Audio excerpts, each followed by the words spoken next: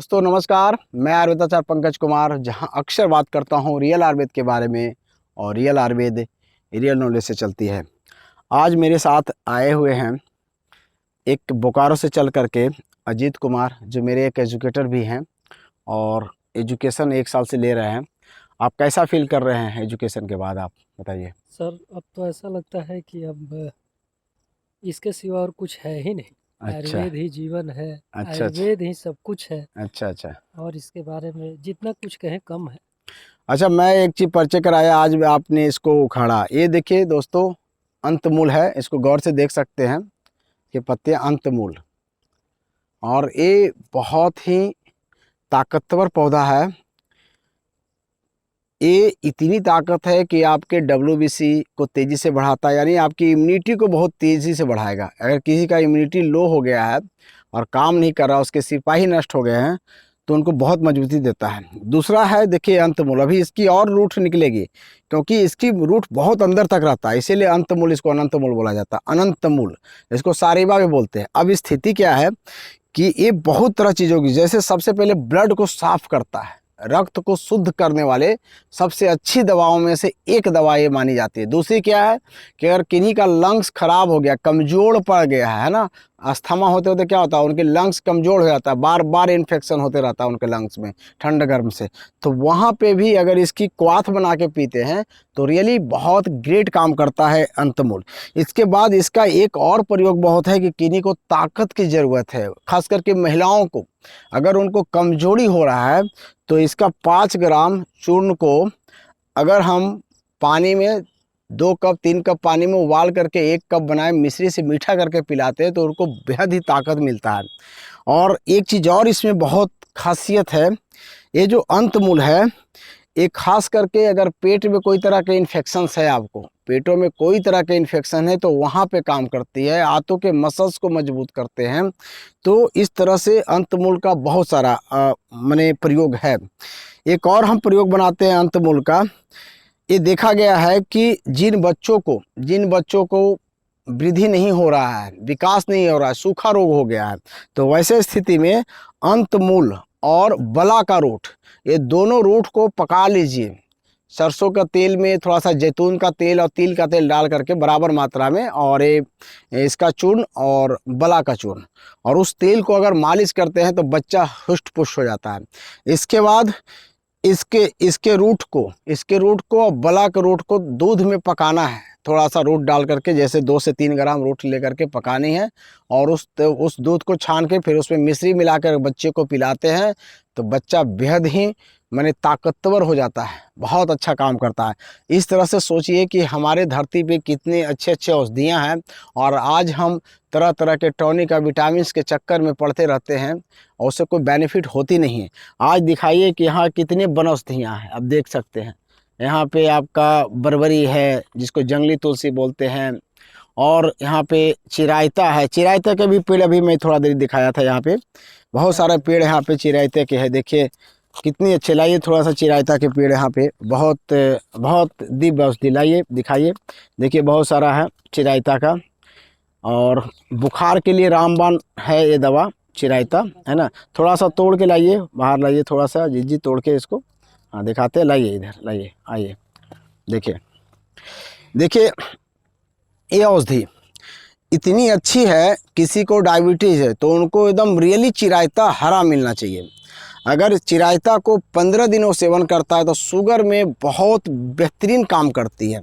इसके बाद जिनको बुखार आ गई, नहीं छूट रही है किसी दवाई से, तो आप चिरायता ज़रूर यूज़ कीजिए। चिरायता मलेरिया के लिए बहुत अच्छा दवा माना जाता है। अगर मलेरिया बुखार है तो यहाँ पे चिरायता ज़रूर प्रयोग कीजिए, बहुत ही इफेक्टिव है। इसके बाद रक्त शोधक है, बहुत ज़्यादा रक्त शोधक। अगर आप चिरायता को, नीम और चिरायता को, आंवला नीम चिरायता, अगर इसका क्वाथ बना के पीते हैं तो रक्त को शुद्ध कर देता है। 10 से 15 दिन में रक्त में जो विकार रहेंगे उस सारा विकार को खत्म कर देता है। नीम, चिरायता और आंवला, इसको लेते हैं। अगर इसमें कुटकी मिला लेते हैं, कुटकी, तो फिर समझिए कि बहुत बड़ी दवा हो जाती है, खून ब्लड को साफ करने वाला। इसके बाद चिरायता की और एक विशेषता मैं बता रहा हूँ, बहुत अच्छा है। जिनको मोटापा है, जो मोटे हो गए हैं, तो उनको दुबला करने के लिए बहुत अच्छी दवा है, क्योंकि ये बात को बढ़ाती है, एक बात को बढ़ाती है, कफ को और पित्त को भी शांत करती है। कफ पे तो बहुत अच्छा काम करती है, कफ और पित्त को शांत करती है, वायु को बढ़ाने वाली होती है। इस तरह से चिरायता भी एक समझिए कि बहुत अच्छी दवा है।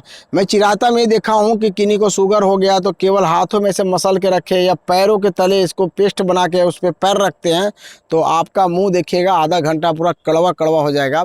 और आपके जब शुगर माप करेंगे तो शुगर उसी समय sugar just same time sugar आपका कमेगा, एक्यूट बनेगा ना। शुगर बढ़ा हुआ है, आप इसका प्रयोग करके देखिए, इसका काढ़ा भी पिला दीजिए और साथ में पैर वहाँ पे पेस्ट बना के रख दीजिए। चाहे तो इसमें नीम पत्ता डाल सकते हैं साथ में, और आप ये नीम पत्ता हो गया, जामुन के पत्ता है तो वो डाल दीजिए साथ में। ये सब डाल करके साथ में चिरायता, तो देखिए बहुत इफेक्टिव हो जाता है।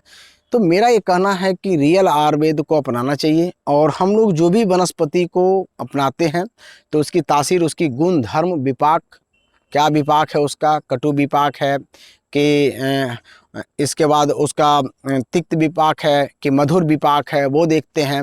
इसके बाद उसके तासीर देखते हैं कि कफ वर्धक है कि पित्त वर्धक है कि वायु वर्धक है, किस चीज़ों को समाप्त कर रहा है, कफ को ठीक करता है कि वायु को ठीक करता है या तीनों को ठीक करता है। इन सब चीज़ों को अगर आप देखते हैं और जो बीमार आदमी है उसकी तासीर को पकड़ते हैं, तो रियली में आयुर्वेद बहुत फास्ट काम करती है। और इस टर्म पे ही, कंडीशन पे हमने बनाया रियल आयुर्वेद। तो आज रियल आयुर्वेद कैसा काम करता है, आज इनको देखिए, मैंने कुछ दवाई दिया था एग्जाम्पल में, कैसा आप फर्क पड़ा आप सर पर? रियल आयुर्वेद तो वाकई में रियल नाम भी है, और रियल जो नेचर में दिखता है जमीन पे और सभी जगह, वो वाकई में रियल है। और काम तो ऐसा चमत्कार करता है कि मतलब कि इतना ज़्यादा फास्ट, और इतना ज़्यादा फास्ट एलोपैथ नहीं करता जितना फास्ट काम ये करता है। रियली और तो फ्री ऑफ कॉस्ट ये सब औषधियाँ हमारे जंगलों में, हमारे आसपास बाग बगीचों में है, लेकिन हम लोग उसको खरपतवार की तरह इस्तेमाल करते हैं, उस पर खाद वगैरह छिड़क के, जला के, और उसको बर्बाद कर रहे हैं। और बनावटी चीज़ों, केमिकल चीज़ों से हम अपने आप को बर्बाद कर रहे हैं, और होल लाइफ अपने आप को एक हमेशा कष्ट में रखते हैं। चलिए, तो बहुत अच्छी बात तो है। मैं लोगों से कहूँगा कि रियल आयुर्वेद से जुड़े और जाने कि रियल लाइफ क्या है, रियल आयुर्वेद है क्या। और हमारे गुरु डॉक्टर आयुर्वेदाचार्य पंकज सर से एजुकेट हो, और किसी को भी साध्य से असाध्य बीमारी हो, इनसे संपर्क करें। और आप यहाँ से एजुकेट हो रहे हैं, पढ़ने में कैसा मज़ा लग रहा है आपको? सर प्यार लग गया आपको पढ़ने से? हम तो पढ़ाई में बिल्कुल जीरो थे, पढ़ाई कभी करते नहीं थे। अच्छा। पढ़ाई मेरे लिए बोरिंग चीज़ था। अच्छा। लेकिन अब पढ़ने की जागृति बहुत ज़्यादा बढ़ गई ज़्यादा बढ़ गई है, किताब पे ध्यान ज़्यादा है ना? बिल्कुल बिल्कुल इधर इधर बातों पे ध्यान नहीं था। सोचिए कि एक सही दिशा मिल रहा है लोगों को, और आप जैसे 300-400 आदमी जुड़े हुए हैं जो अच्छा मैंने कर रहे हैं। क्या जितेंद्र जी अपना अपना कुछ बातें कर ले? देखिए, अभी जितेंद्र जी थोड़ा सा कैमरा मैन का रोल निभा रहे हैं, यहाँ पे हम लोग ज़्यादा लोग नहीं हैं। तो आप क्या बोलना चाहेंगे जितेंद्र जी? जी बिल्कुल सर, रियल आयुर्वेद बिल्कुल चमत्कार है। और हम लोग कहीं ना कहीं दिशाहीन हो गए थे, भ्रमित हो गए थे। लोग सही नॉलेज, सही मार्ग देने वाले नहीं थे समाज में, और एक मिथ्या भी था समाज में कि बहुत ही स्लो काम करता है, वो भी अब दूर हो गया। देख लिए इसका कितना फास्ट रिजल्ट है। तो सर रियल आयुर्वेद सच में चमत्कार है, और हर लोगों को अपनाना चाहिए। चलिए, थैंक यू, बहुत अच्छी बात है। फिर हम लोग दूसरे वीडियो के साथ मिलेंगे, है ना जी। जय रियल आयुर्वेद, जय रियल आयुर्वेद, जय आरोग्य तत्व, तत्व, जय भारत की वासी।